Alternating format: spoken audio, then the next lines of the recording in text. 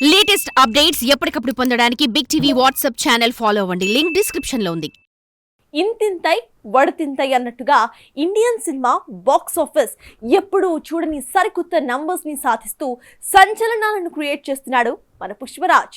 తాజాగా రిలీజ్ అయిన 11 రోజుల్లోనే 1300 కోట్లని కొల్లగొట్టి నేనే ఇండియన్ బాక్స్ ఆఫీస్ కి కలెక్షన్ కింగ్ ని అంటూ మిగతా స్టార్స్ కి గట్టి సవాలే విసురుతున్నాడు.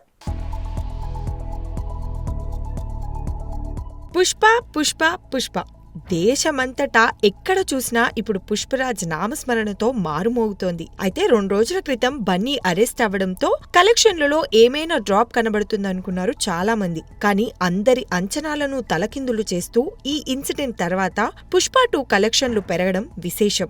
వీకెండ్ అయిన 2వ ఆదివారం ఈ సినిమా దేశవ్యాప్తంగా 75 కోట్ల పైచిలుకు వసూళ్లు రాబట్టిందని తెలుస్తోంది. భాషల వారీగా చూస్తే తెలుగు వర్జన్ 16 కోట్లు, హిందీ వర్జన్ ఏకంగా 55 కోట్లు రాబట్టగా తమిళం, కన్నడ, మలయాళం వర్జన్ లో కాస్త తక్కువ వసూళ్లు రాబట్టిందని తెలుస్తోంది. ఇక ఆదివారం వచ్చిన భారీ కలెక్షన్లతో ఈ సినిమా విడుదలైన 11 రోజుల్లోనే ప్రపంచవ్యాప్తంగా 1300 కోట్ల మైలురాయిని అధిగమించి తద్వారా అత్యధిక కలెక్షన్లు వసూలు చేసిన 3వ భారతీయ చిత్రంగా పుష్ప 2 నిలిచిందని తెలుస్తోంది. ఇక ఈ కలెక్షన్లతో ఆర్ఆర్ఆర్, కేజీఎఫ్ చాప్టర్ 2లను అధిగమించిన మన బన్నీ 1790 సాధించిన బాహుబలి 2ని 2070 కొల్లగొట్టిన దంగల్ ని దాటేసే ప్రయత్నంలో ఉన్నట్టు కనిపిస్తోంది. ఈ ట్రెండ్ కొనసాగితే వాటిని అధిగమించడం పెద్ద కష్టం కాకపోవచ్చు. ఇక పుష్ప 2 దేశవ్యాప్తంగా 11 రోజుల్లోనే 900 కోట్లకు పైగా వసూలు చేసింది. ఒక్క హిందీ వర్జన్ లోనే 500 కోట్లకు పైగా నెట్ వసూలు రాబట్టిందని తెలుస్తోంది. చూడాలి మరి రాబోయే రోజుల్లో మన పుష్పరాజ్ ఇంకెన్ని రికార్డులు కొల్లగొడతాడు.